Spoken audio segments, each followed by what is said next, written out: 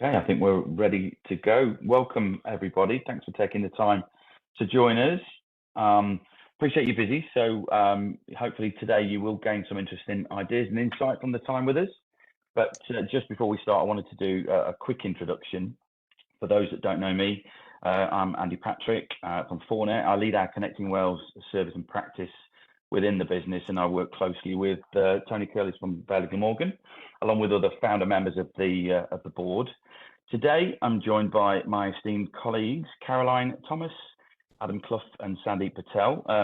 They form part of our consulting team within the Fornet business.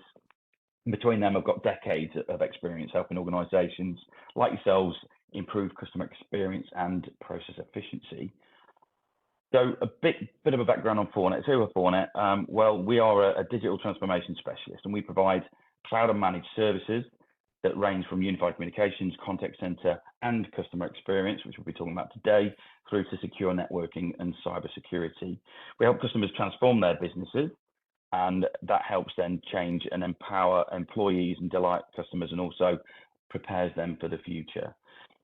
So on to Connecting Wales, which I know this is hosted around that sort of around the framework for Connecting Wales, aimed at the Welsh public sector. Connecting Wales is a Welsh government-backed framework.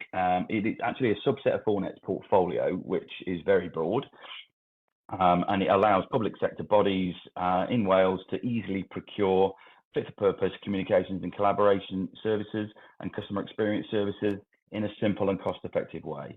And that ultimately should help improve citizen and employee satisfaction through the use of those tools, intuitive applications that enable communication channels of choice and also allow quick access for agents to information. And that's amongst many other benefits of those services. And I will be happy to talk about that a little bit later, but I'm keen to get handed over to my colleagues, so we get into the really interesting stuff for today's session. But yeah, do take a moment, please, to have a look at the connectingwales.com webpage for more information, or by all means get in touch with myself or Mr. Curlis to learn more about that. So on to today. We will be talking about automation of services and processes and how such projects are now very much high up on everyone's agenda in almost every sector. We're aware, as I'm sure you are, that the challenges within the Welsh public sector and other local authorities across the UK, the challenges faced are still very similar to what they have been over recent years around budget cuts, restrictions, an increase in costs, demands around compliance, data security, and that's just naming a few of those areas that we can see now on screen. And there's a lot of areas that, again, are posing challenges.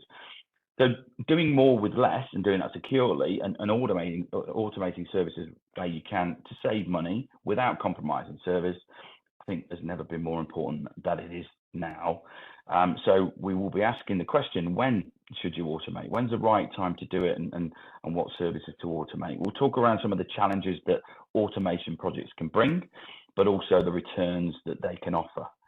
We'll discuss getting the buy-in from the wider organisation, the wider business, to support that business case, to help ultimately arrive at the right sort of projects that you need to focus on. And we do want today's talk to be interactive as possible, so please do ask questions by using the chat icon at the corner of the screen, which hopefully you can all see there now. And so yeah, so do feel free to ask those as we go, and we'll make sure that they get answered as part of that conversation. But just before I hand over to my colleagues, I just wanted to walk through, well, they're going to walk through Fornet's tried and tested methodology for successful projects. And we're going to touch on some of the real life case studies and some projects that we've been involved in ourselves. But I'd like to kick off that interactivity with a brief poll, which again should be now appearing on the screen.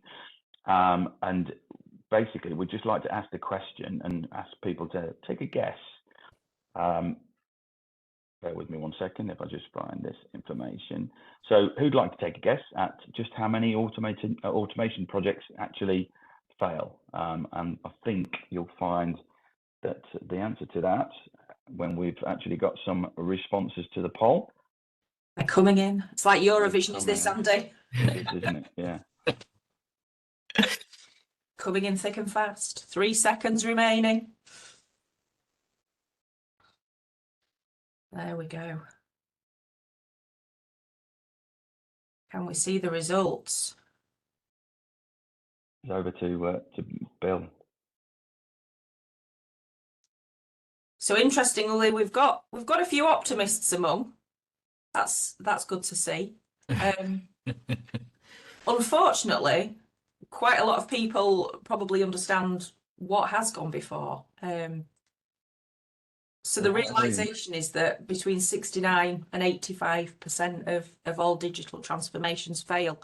Sorry for starting with that slightly depressing note on a call which is meant to be about automation and how that works. Yeah, so apologies. Yeah, I'm waiting for the poll to appear. It doesn't appear to be coming onto my screen, so I'm sitting here staring at that and realise that I've not got the results, but they're very in front of us on the slide. So thanks, Caroline, because it is at this point now. I would like to hand over to Caroline and the rest of the team to talk about, I guess, a little bit about why that is the case and what the challenges are that lead to such kind of disappointing stats, really. So over to you, Caroline. Absolutely. Thank you, Andy. So yeah, good morning, everybody. This is an interesting piece of research done by a number, as you can see, of different agencies gathered over the last sort of 3 years. What we find really interesting about this is the fact that ultimately, everybody talks about digital transformation, everybody wants automation, everybody wants innovation, chat, AI, you know, they want all the generative stuff that happens out there. But unfortunately, as polled by these different companies across the UK, there are several reasons why these sorts of projects fail. And of course, we're talking about multi-million, sometimes billion even pound projects with massive companies. And if we look at some of the key reasons why they fail, you know, reasons like we didn't actually understand the root cause of our problems. We didn't really understand what the benefits were going to be to the business. So we just saw something shiny, took the promise, and there it was. Also talking about the technology that perhaps you think you want, but you don't actually need. We're going to touch a bit on that. We've got a case study with one of our councils later that we're going to talk about there. But I think interestingly, some of the bits that we're really keen on that really helps solidify business cases and really helps us understand what's going on there is around the data. So a lot of businesses, because, and I'm sure you guys may be the same, they have legacy systems, which mean you have data in different places, in different formats, probably with secured areas, which means somebody can't look at somebody else's. And it's then really, really difficult to bring together that story, to be able to use that data to help you understand the problems and to also help you work on how you can go about improving those and what the benefits would be to your business. We, as a rule, like to check into all of these different elements. One of the interesting points, which only one of the surveys was asking around, was about the leadership side of things.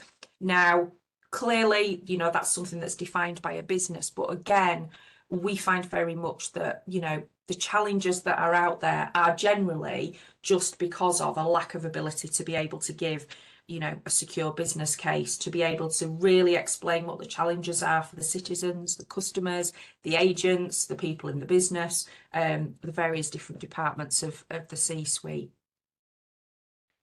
So we will touch back on that later on as we go through the sessions.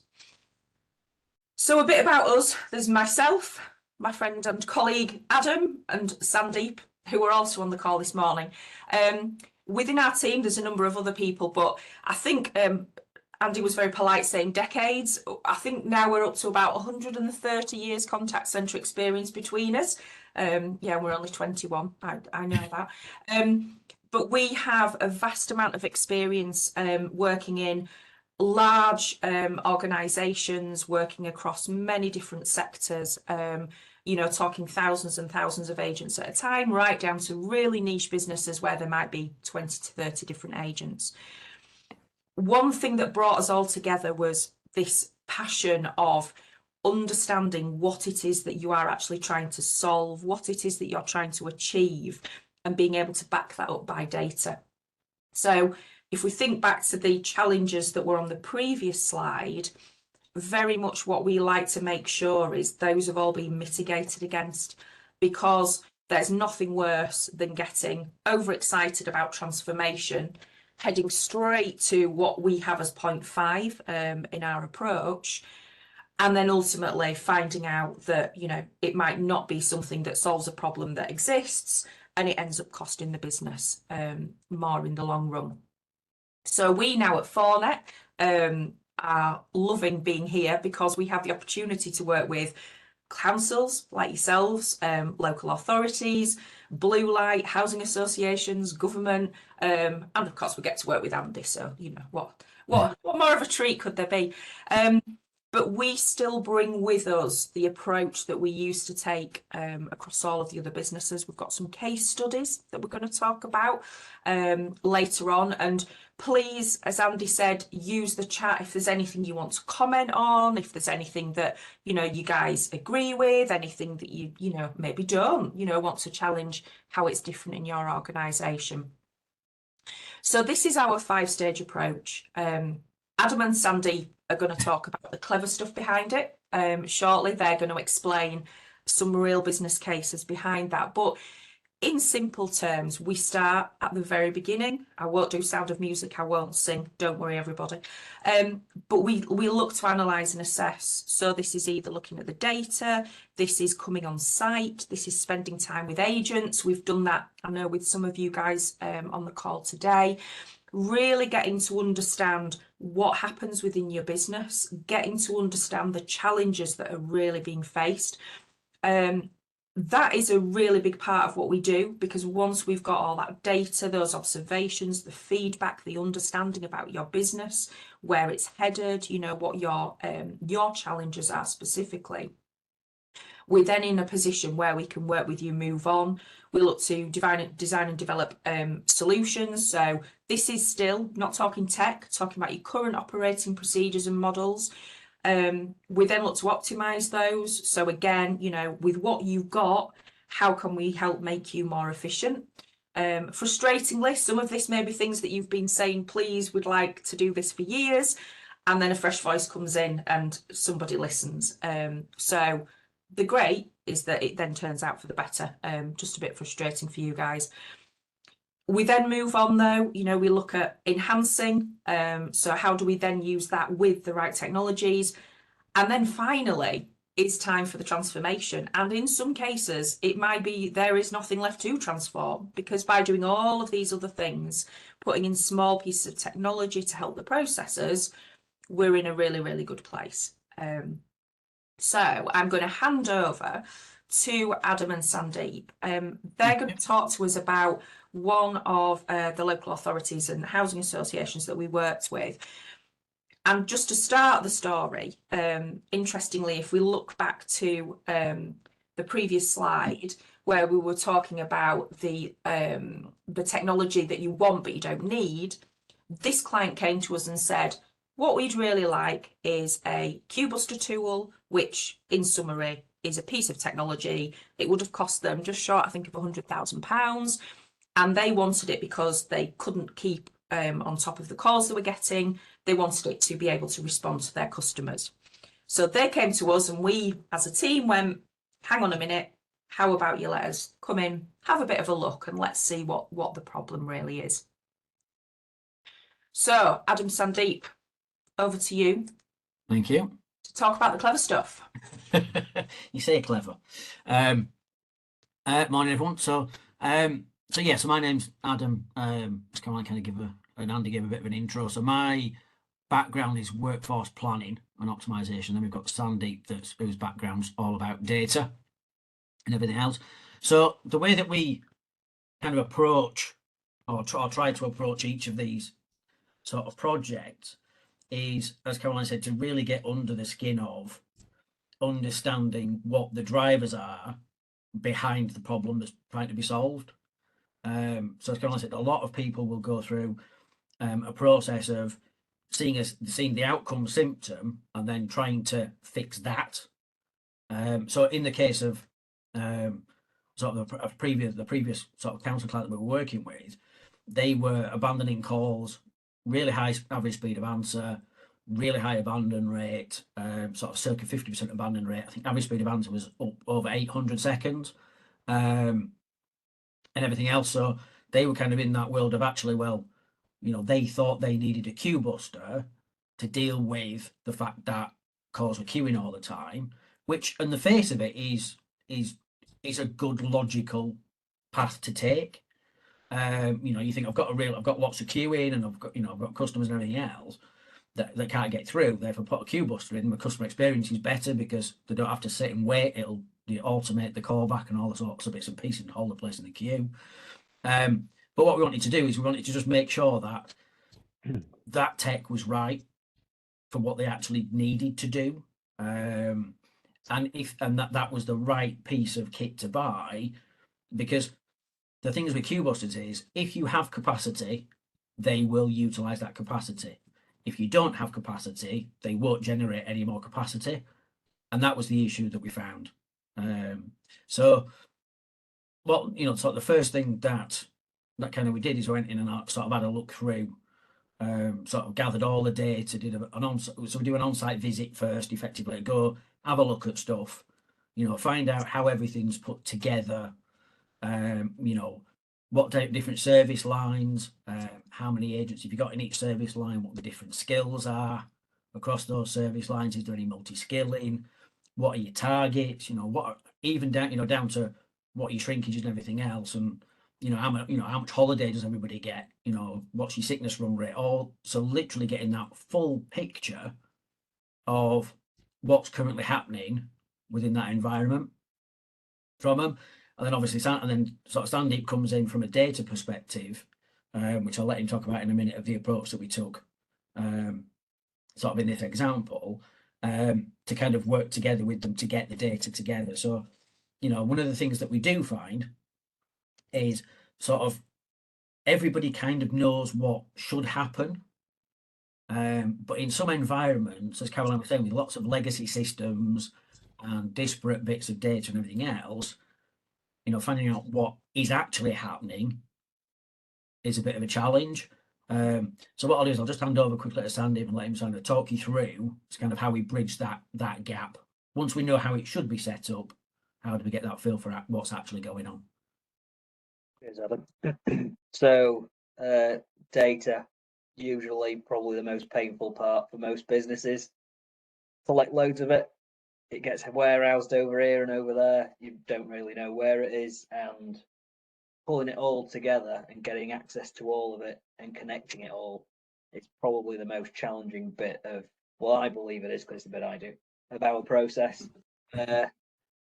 So for this North East Council, basically it's many calls working through how they currently, what system they have, how they access the data, what they can extract, what they can share with me, and then I will go away, beaver away in the background, and then piece it all together. And the main part of the data side of things under the analyze and assess is to understand, maybe not the root cause at this stage. We try and get as far down as we can, but it guides everything we do. So understanding where issues are, even if we don't find the root cause of the issue, when we go on site, it allows our service designers, Caroline, Lee, and Ollie, to focus in on particular areas, provide a little bit of, well, they'll spend a little bit of extra time just to figure out what the root cause of the problems could be. So for your homes, sorry, for the North East Council, it was a good process, actually. When we went in and analysed everything, we normally think of automation and things like that as automating the agent processes and trying to make everyone else's life easier.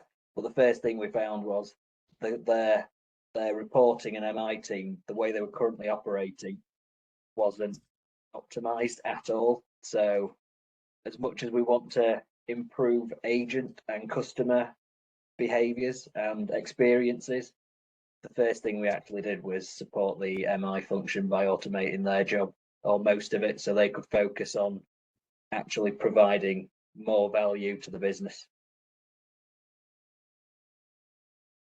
And I think it's fair to say as well, Sandeep, isn't it? We part of the way that we work together. So you love your numbers, love your spreadsheets. I almost want to say show of hands, anyone on the call who's a bit of a data geek and loves that side of things. We very much bring together the data, you know, those that love a good spreadsheet, with, like you mentioned, those of us within the service design side, where we're wanting to get to understand, you know, by sitting with agents, by listening to the calls, by watching, you know, how they use the various different systems, by also being able to listen to the customer conversations, you know, customer frustrations. It helps us put that context behind the analysis that Sandeep does. So you might come to us, you know, and say, this is a bit strange. This happens at, you know, 10 o'clock every morning. What's going on there then?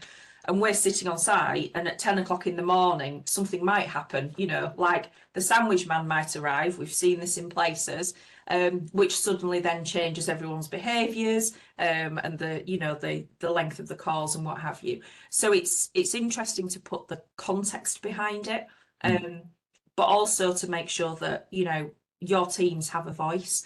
I always say the most important people, no disrespect to any of us on this call, in a contact centre are the agents. You know, they're the ones who day in, day out are speaking with the customers, with the citizens. And it's them who ultimately, you know, they really know and understand the challenges. What we need to make sure is that the data is there to back it up. You know, that perhaps we've not had, I don't know, high winds that have led to a number of horrendous calls coming through, you know, lots of challenges there. Let's actually look at the data and see what that's, you know, what that's telling us. So it's bringing together, you know, the numbers, the data, and then also almost the hearts and minds, as we like to call it, you know, the voice of the customer and the voice of your agents.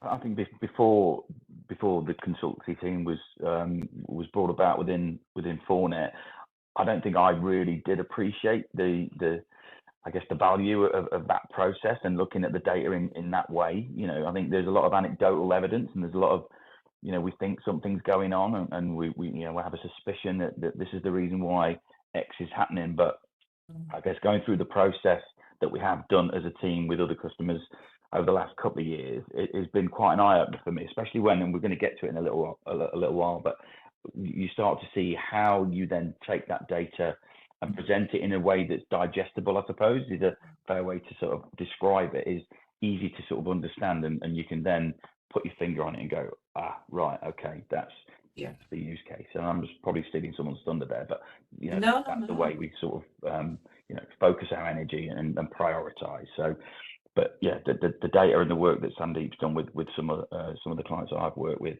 over the last sort of 12 to 18 months, as you know, the output is fascinating. And it's, you know, who'd have thought it? I'd like data in such a way, but it has. I think it's the way Sandeep does it. It must be something to do with the way he does it. I don't know. Definitely all me. Yeah, I mean, I think that's the key. You know, the bit that people kind of and people appreciate, but they can't always get to it, is data underpins everything, really, and especially in what we do. So, you know, what we tend to do is, obviously we do this process of where we want to fully understand the business, like Caroline said, all the drivers from an agent perspective, from a customer perspective, all the data that we can get, and we generally work on the basis that, you know, we have kind of a checklist of things that we need to be able to see to get the full picture. And we kind of go down the route in when we're kind of deployed into clients of, if they haven't got it, we'll build it. As long as the underlying raw data is available, we'll plug those gaps and sort of fill that knowledge of what's happening in the contact center. Because a key bit to sort of making sure that you get the best value out of your transformation project is to make sure that you fully understand where you're starting from. This is the bit that a lot of people will jump straight to box number 5, and they'll just go, right, put this in and it's going to do X, and they'll believe the sales speak, because obviously, you know, the companies that provide this tech a lot of the time will have very specific use cases, and there will be very specific benefits attached to them. but actually, when you actually throw that into an environment that is potentially not running as efficiently as it could do, that then skews the whole outcomes base of that. And that's why we kind of, we kind of work on this basis that one of the reasons why we've got this sort of this 5-step process. So we've got analyze and assess and design and develop over the side, which is about understanding the business, and then from the data and the conversations, then working out the best solution, the optimized solution to deliver the business outcomes and, mitigate the business challenges as much as possible in the contact center, without having to deploy anything. So getting it fit for purpose to start. At all stages, we measure everything as it goes all the way through, so we build that baseline, and we measure all the changes that we potentially propose and everything else as you go through to make sure that we are, delivering tangible benefit for each intervention.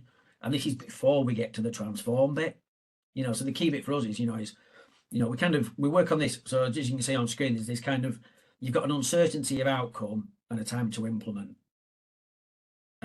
sort of dimensions within most transformation projects. Transforming the business and just jumping straight to sort of putting a transformation project in always takes a long time to do. That's the longest time to implement, because you've got to go through business cases, procurement, deployment, all those sorts of bits and pieces.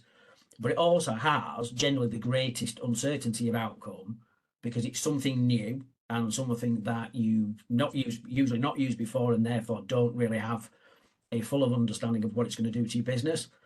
So mapping that out is actually quite difficult. So what we like to do is we like to go through this process first, of optimizing currently what you've got.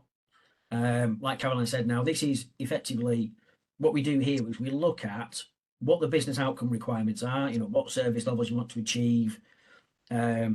So, how many, if you've got core capacities you need to hit and all those sorts of bits and pieces. And it's not always about fixing everything at Optimize, because you might not be able to fix it. You might need tech at some point, but it's about making sure that the contact center is running as efficiently as possible, and is doing the best it can. It is productive, and it has the greatest capacity for work that it can within the constraints of the current environment. So, for instance, when we were doing the North East Council, what we did was, when we actually looked at how their contact center was constructed, they had a big everybody could do a little bit of everything from a skills perspective. They have 30 service lines that were coming in. Of those, however, there were really sort of 3 pots, but they generally just ran everything on a, they've got X amount of people can do this skill and X amount of people can do that skill, and nothing was really thought of even though they'd aligned their systems within sort of pots of people, they never really ran it in pots of people. So what we kind of suggested was at that point is actually, if we change the way that the agents are deployed, then you will generate a faster speed of answer and a more efficient contact center, because a third of their volume was switchboard calls, which were sort of sub 1 minute. But because they were trying to intersperse those calls with, for instance, there are tenants and things ringing about repairs that could, those calls could take 20 minutes. You kind of generating a queue for a minute call when you're answering a 20-minute call, because you've not organized in the right way. So what we decided to do was actually reorganize how they prioritize their calls.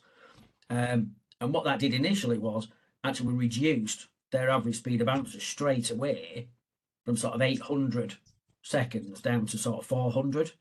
So it's cut it in half straight away. And then obviously, as we built on the optimization, to realign people's skills and prioritize calls, we did things like, so we built some reports, Sandy built some reporting to report on what we call gap, which is effectively the gap between what we have planned for somebody to do and what they're actually doing.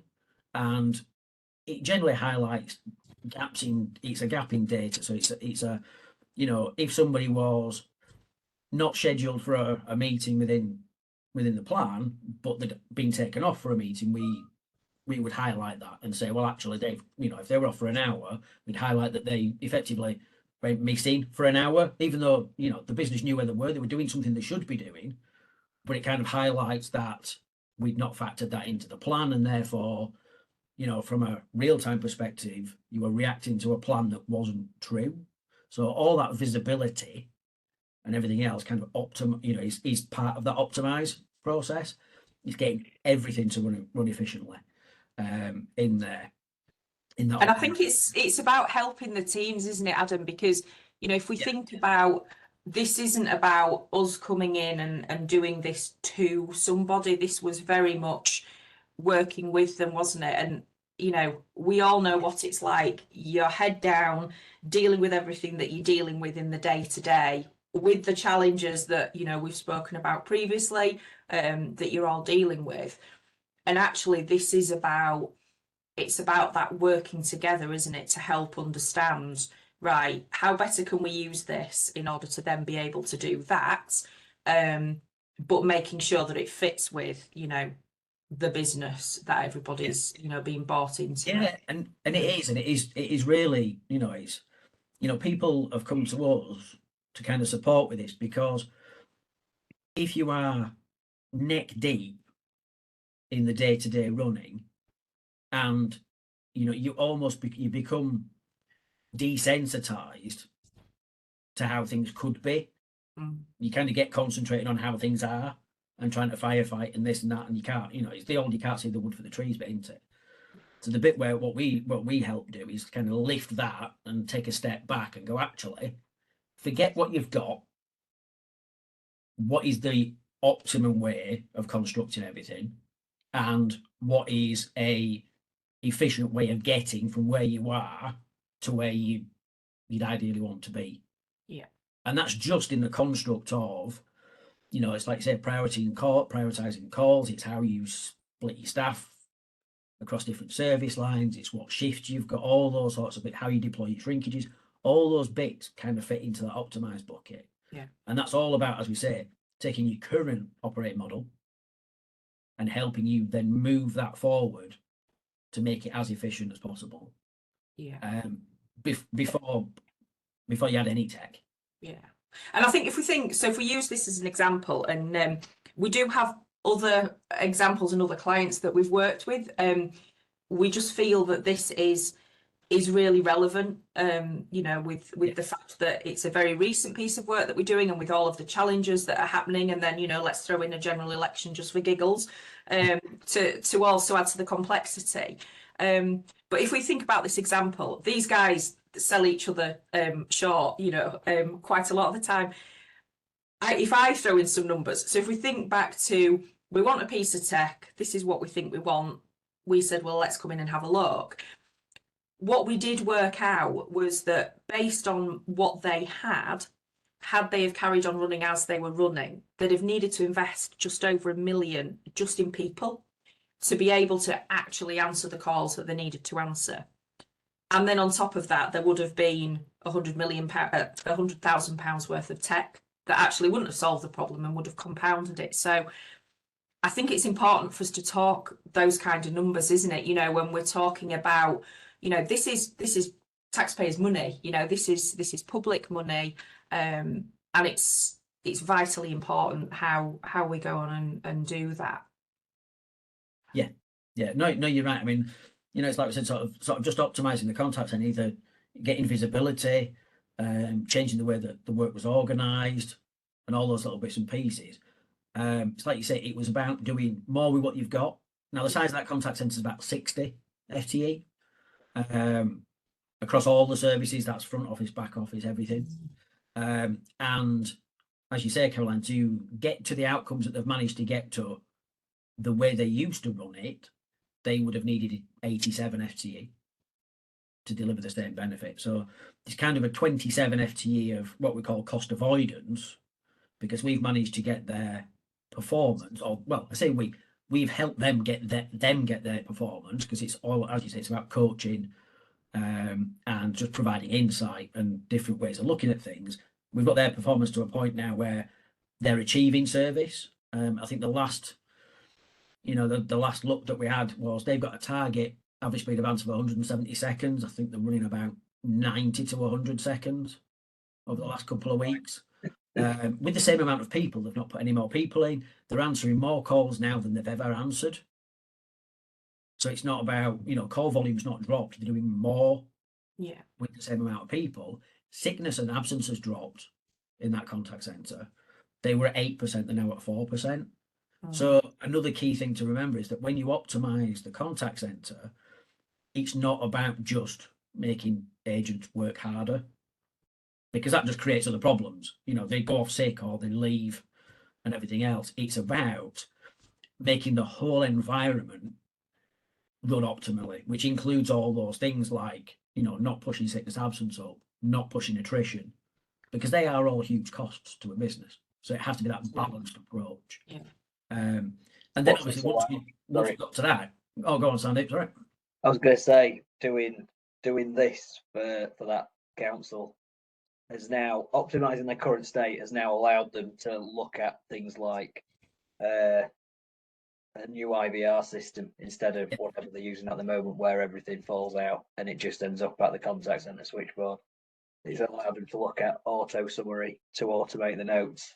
It's allowed them to actually implement new technology, which is going to deliver a true benefit, like having the after call work time, but they're actually going to see the benefit of it.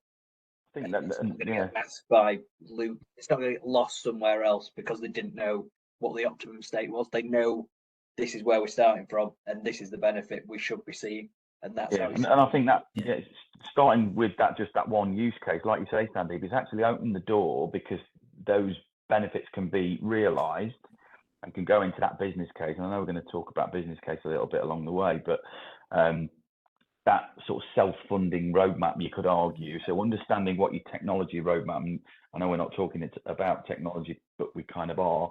Yeah. Understanding what that might look like, that transformation roadmap, I should say, might look like, which may need some investment.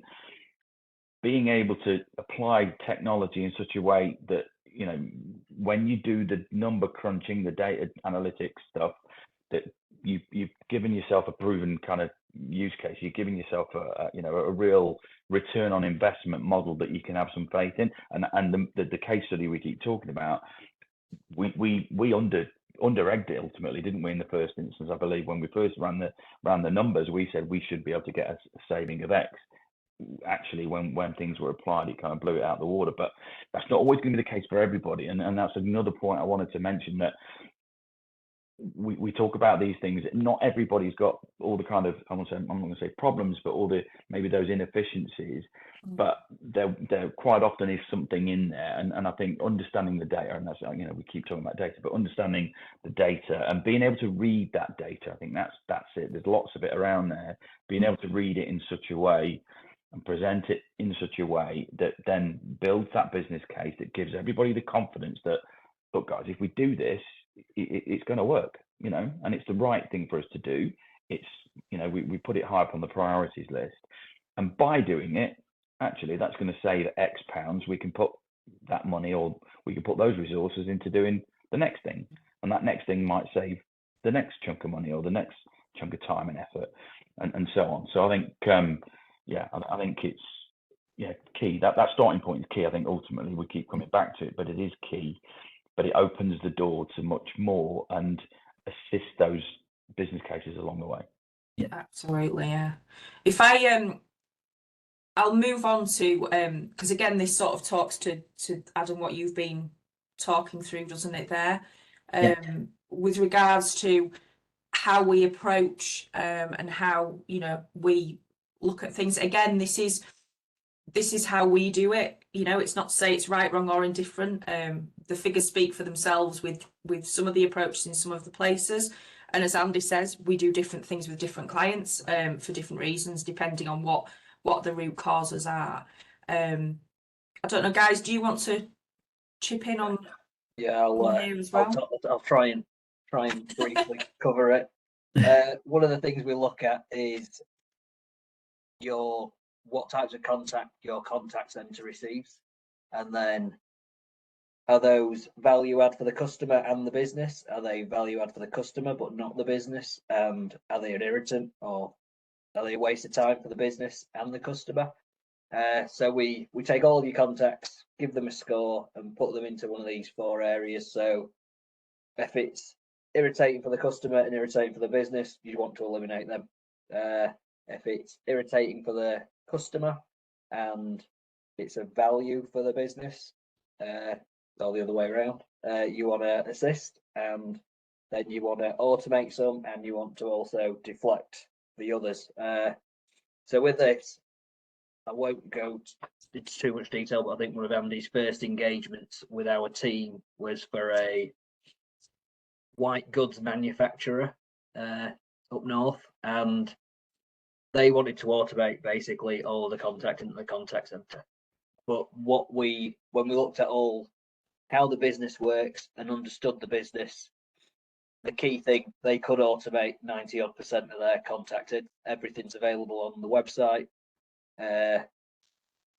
They've got loads of resources which were available to the customer through like tech support channels and whatever else.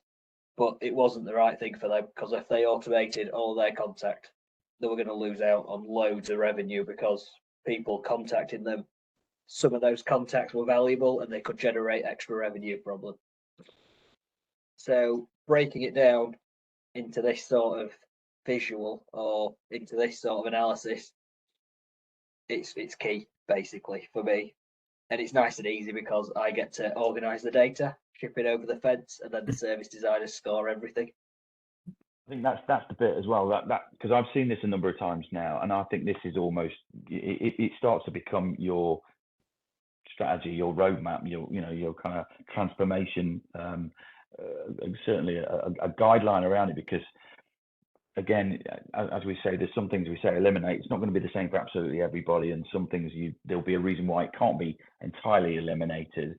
But what it will do is it will highlight the things to focus on, and the things that, and then that scoring process, which is kind of interesting, the detail that goes into that as well, just literally taking those steps and putting a score of, is it good for us, is it good for the customer, I think is a really a proper sensible way to approach this, to bring those things forward, because again, some things are going to be really irritating to customers, but the organization, the business, for whatever reason, it has to be that way.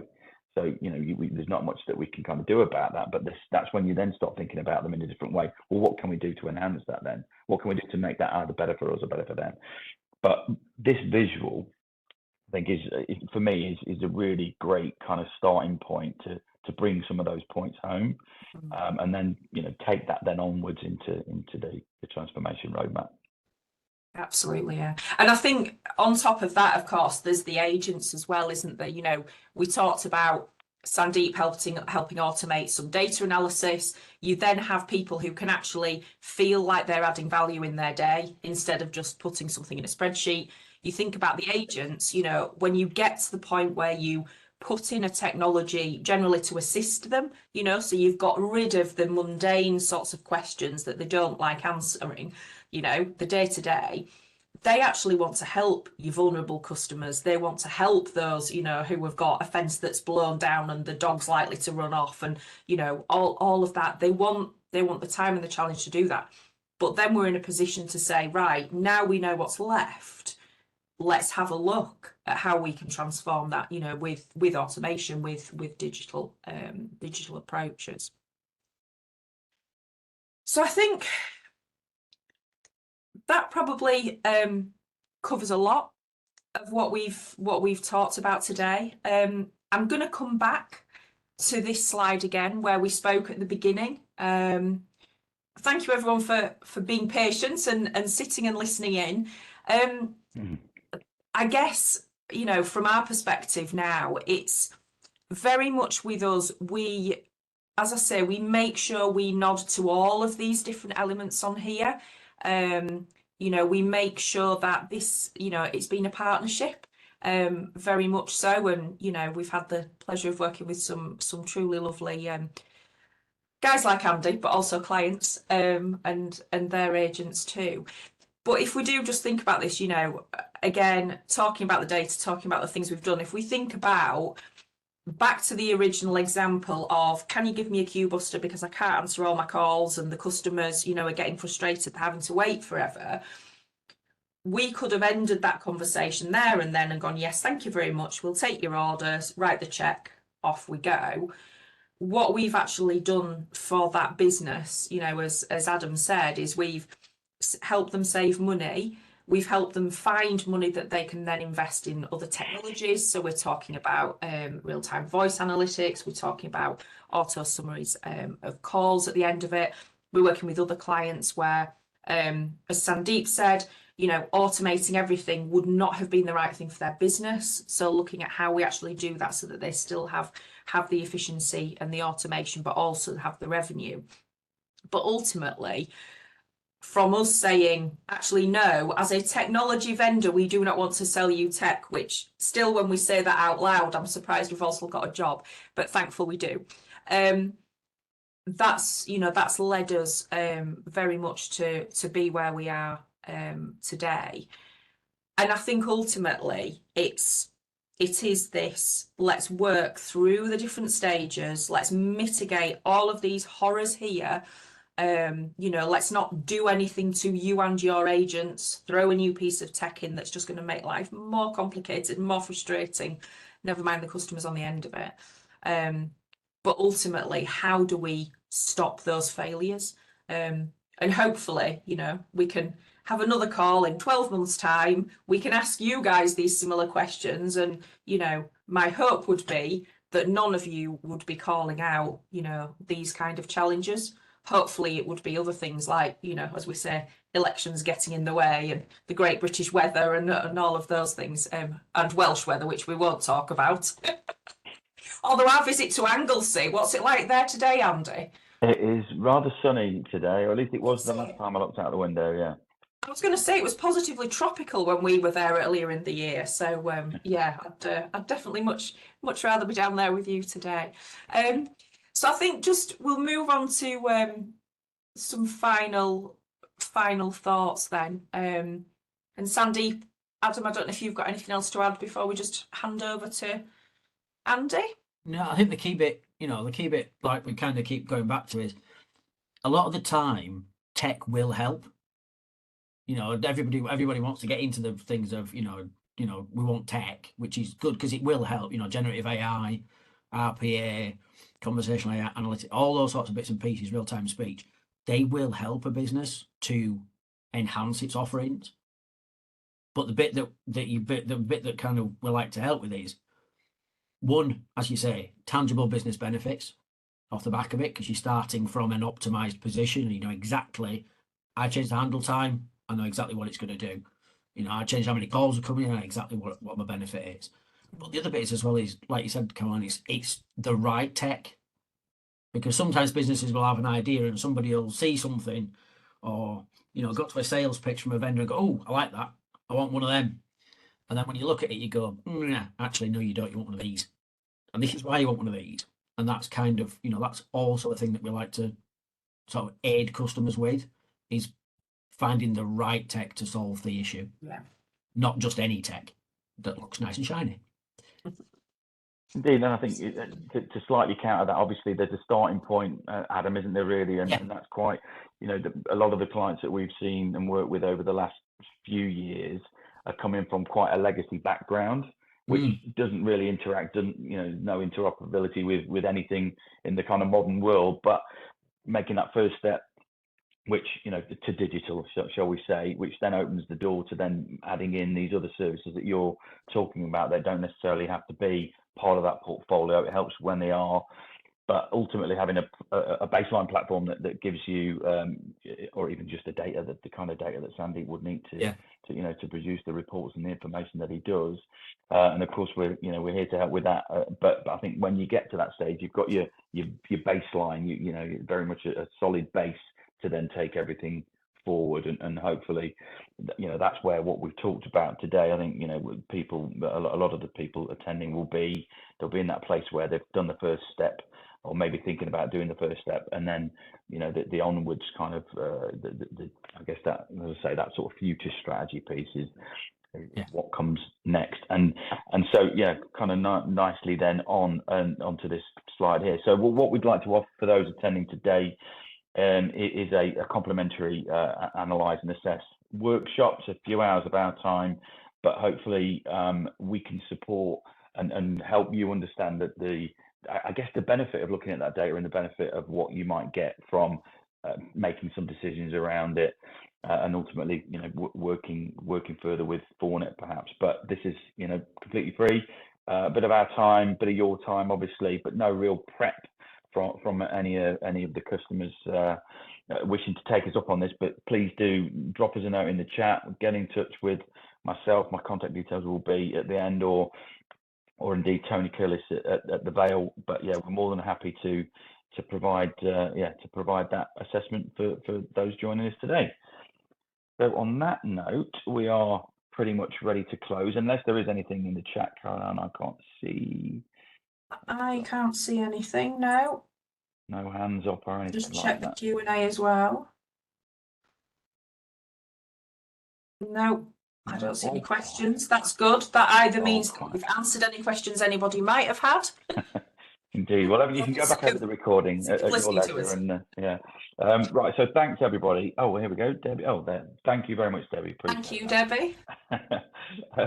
So yeah, just coming to a close then. Thank you to everybody who joined and taking the time. We hope you did get some value from what we've been talking about. But as I say, I think you know, we're happy to spend a few more hours sort of expanding, I guess, on the detail of how we do what we do, and you know, see. Just to see, as I say, if there's some sort of kind of value in some future engagements, or even just to give you a bit more guidance and direction. But I keep coming back to that data. It didn't really. I'm going back a few years now, but that sort of data analytics, I don't know, it didn't really kind of register with me. But since I've been working with the team, all of a sudden it's kind of hit home exactly what the value is in there if you know what you're looking for. So yeah, I think the data is key, getting that information out of all the different systems that you have, but then making it and presenting it in such a way that helps you with those kind of business cases, and ultimately can help fund projects by, you know, saving money in one place, fund a project in another place. And I think that's you know, from a public sector standpoint, that's certainly a challenge that you're facing now in terms of where those funds are available from, and then, you know, and they are limited. So on that note, I think we've pretty much wrapped up now. So if you want to learn anything more about Connecting Wales, Fornet's other services, or indeed talk more about those workshops, then please do get in touch, drop me a note. But otherwise, have a fantastic rest of the day and indeed week. Thank you for joining. Thanks, everybody. Thank you. Bye. Thank you. Take care. Thanks, Bye. Bye-bye.